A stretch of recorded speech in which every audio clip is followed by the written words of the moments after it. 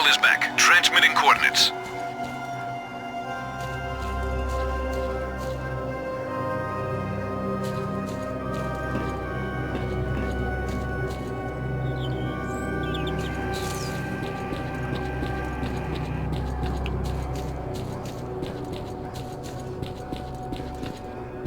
The signal is gone.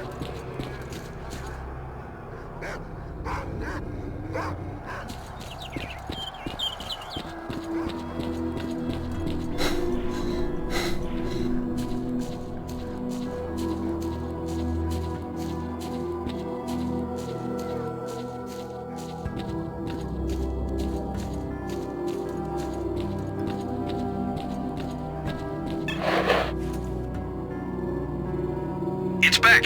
It's right next to you. I don't see anyone. It's close, and it's moving toward our base. It's underground. Major Kowalski here. You better get back here. We need to prepare for possible attack. Bastards won't catch us with our pants down this time.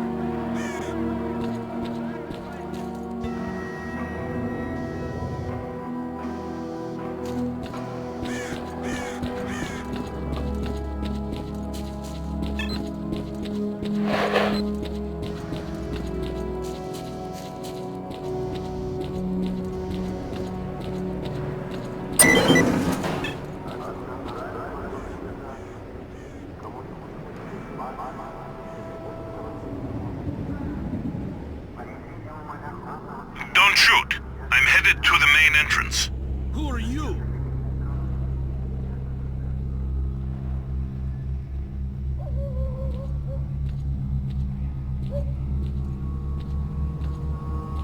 My name is S.T.A.L.K.E.R. You're the stalker who disabled the Scorcher? Yes, but my plan didn't work. I came here to speak with your commanders. I have information that will allow the army to take control of the zone and destroy it. And the mission is starting. Come, let's talk inside.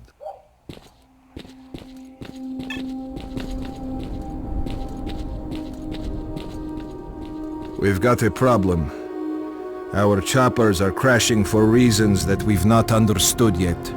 Until we work it out, there won't be any helicopter support. The only way to get to the borders of the zone is on foot. The reasons are obvious. There are many anomalies in the air, especially in the center of the zone.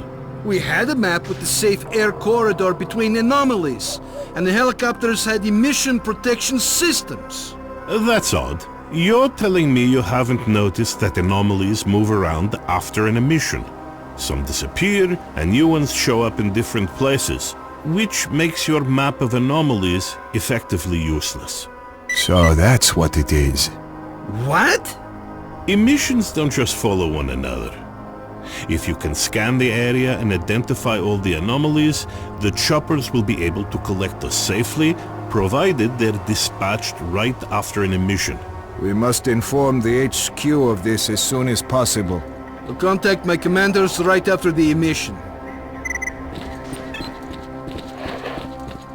It looks like the emission is over. Kirillov, contact HQ. Roger. HQ on the line.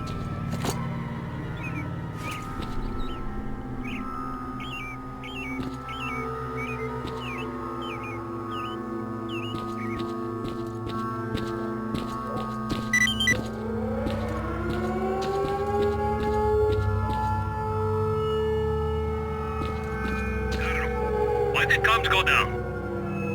Because of the emission, it's impossible to establish comms during one. Okay. Alright, listen up. Operation Fairway is being taken over by the USS. Is Major Děgtarev there?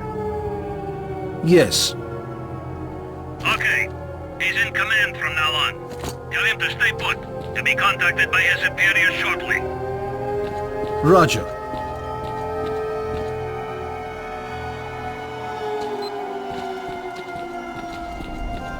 Major, do you read me? Major Děgtarev here. I read you.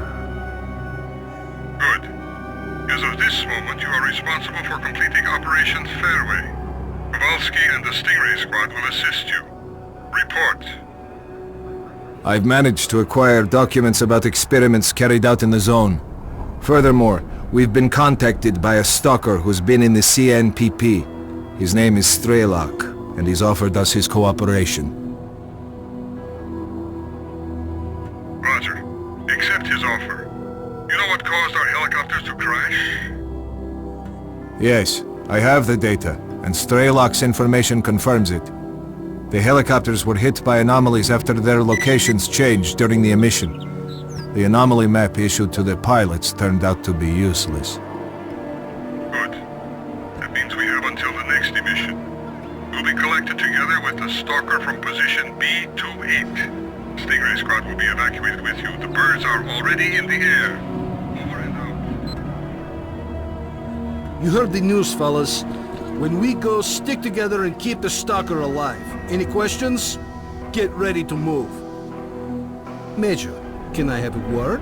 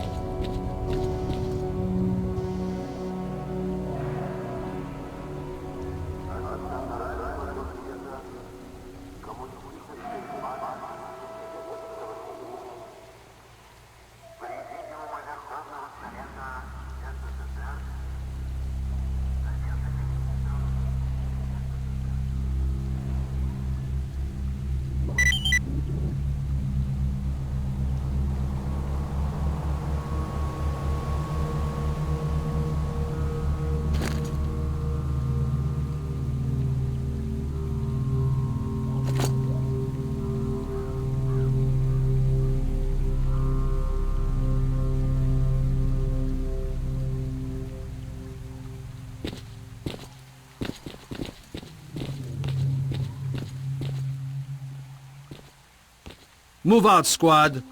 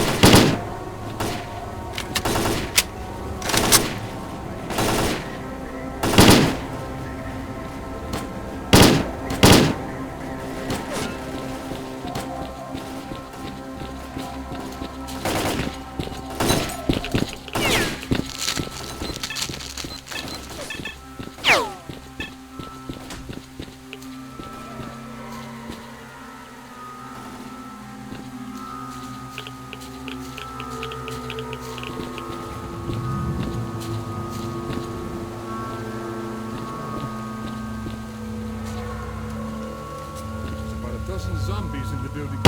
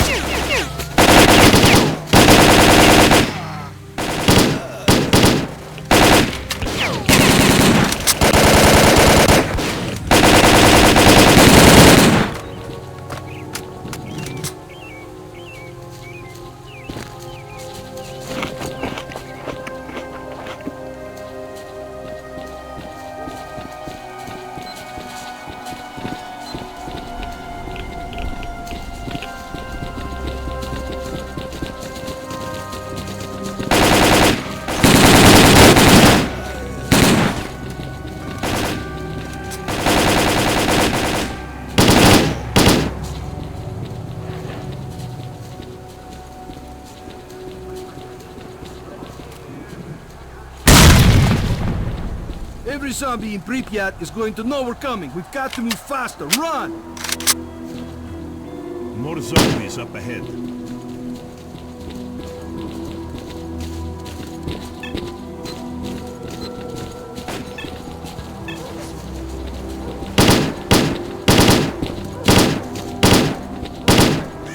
Through the arch!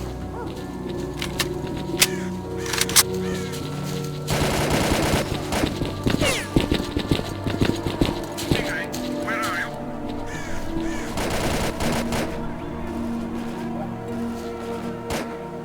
We're on the way.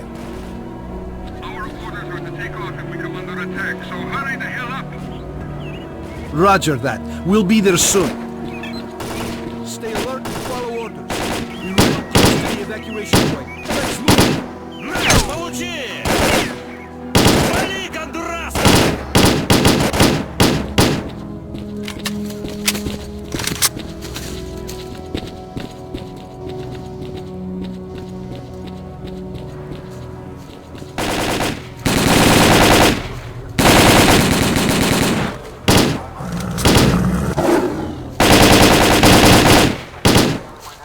Fire at will. Go!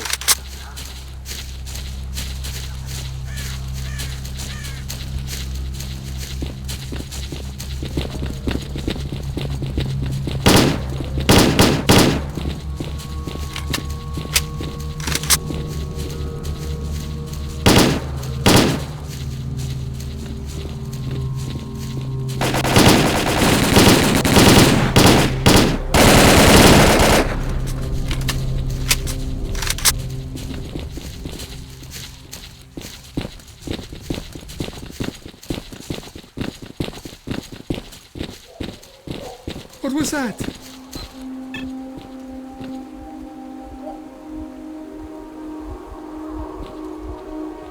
Don't stop.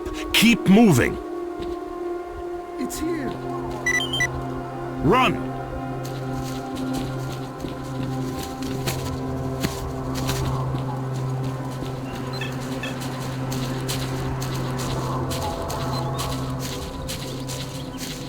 Major Děgtarev, we're taking heavy fire from an unidentified enemy. We cannot hold out for long.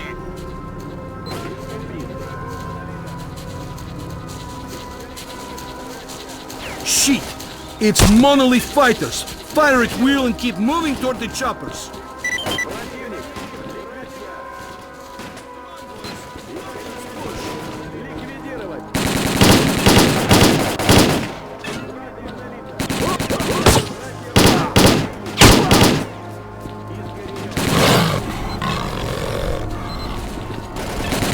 To the choppers, go! Go!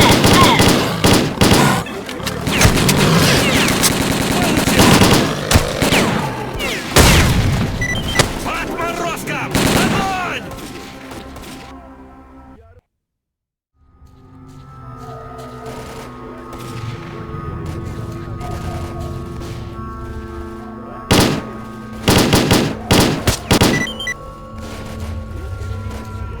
Major Děgtarev, we're taking heavy fire from an unidentified enemy. We cannot hold out for long.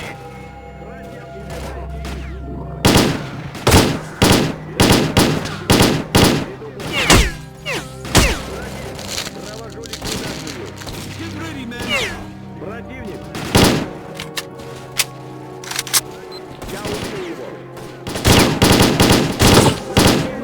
Fighters! Fire at will and keep moving toward the choppers! Come on, boys!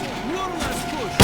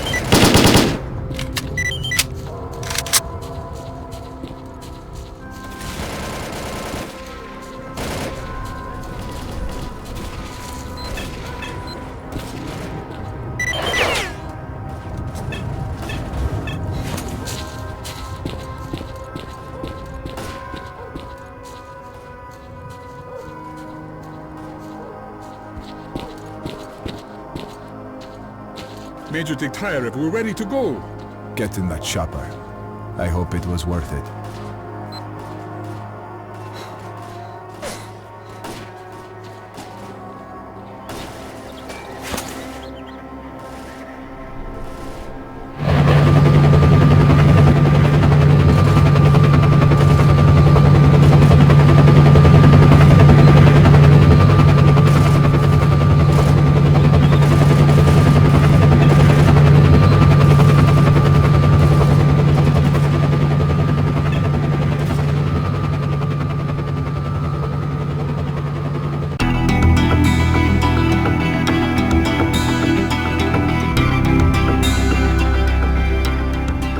As a reward for successfully completing his investigation, Děgtarev was offered a promotion to colonel and the position of mission coordinator. He declined the opportunity to work at the HQ and submitted a personal request to be sent to the Zone as the USS Permanent Observer.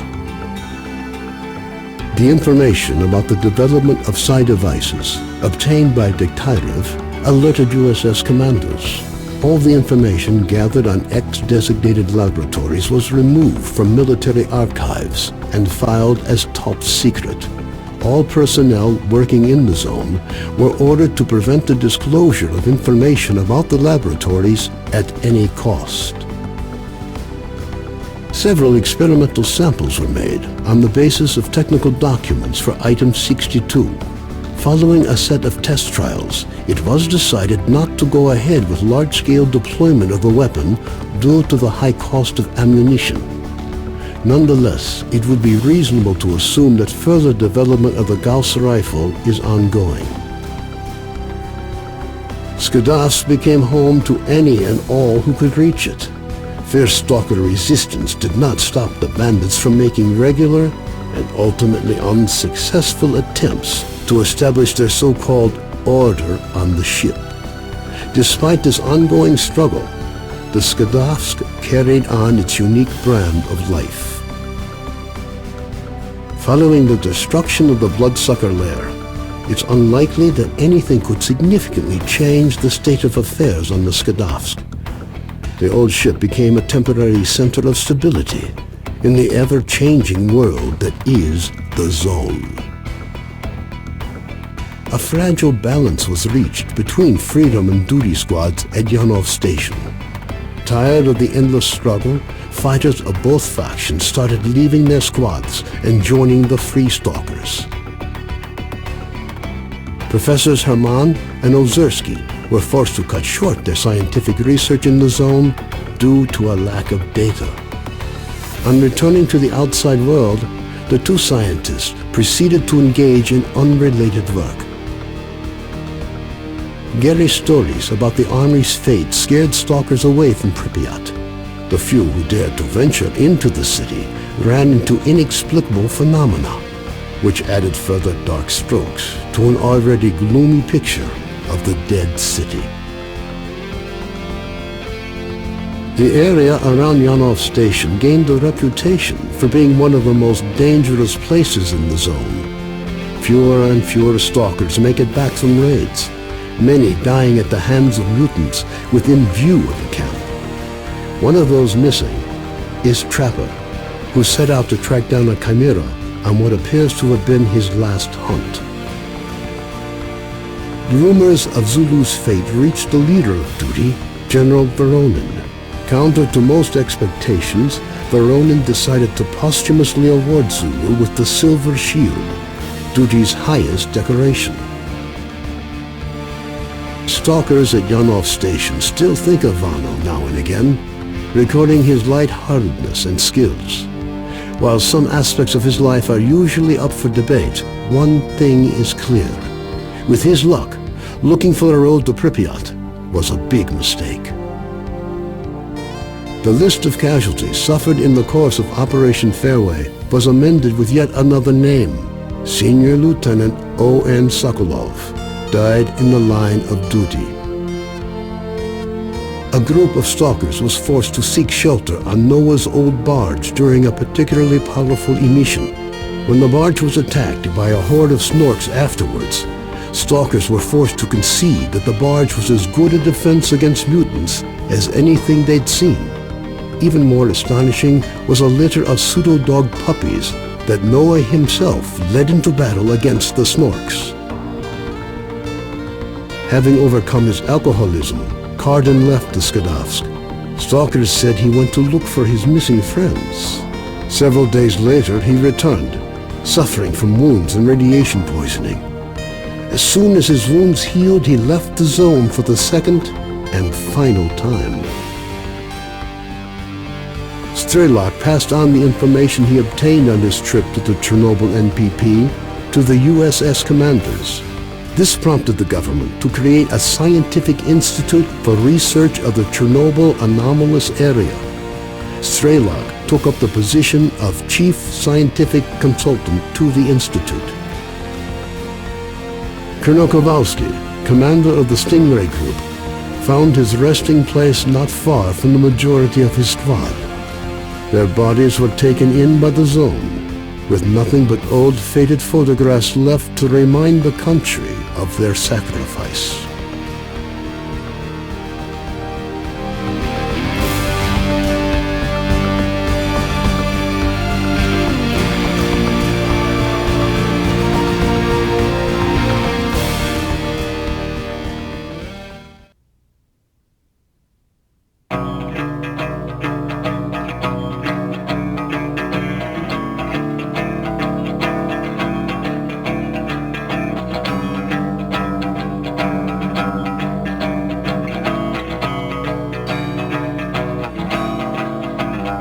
Взрывая мгновенье через сотни лет, мы растаем в пыли своих надежд, оставляя поколениям горький след.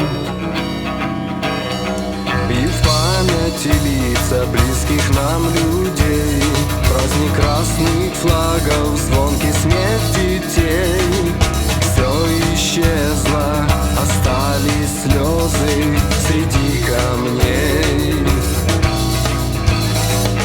Растворяя осколки грез, мы вспомним друга былом. Тень ошибки из детских слез, с ней живем. Время жить, время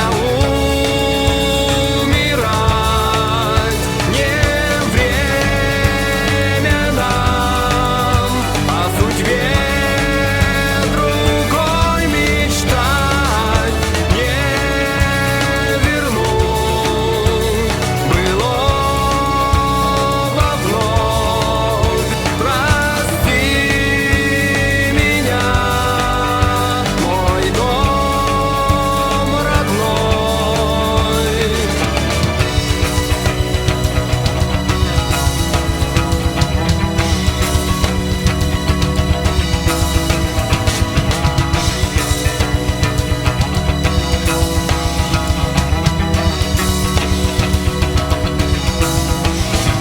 А жизнь на экране повторяет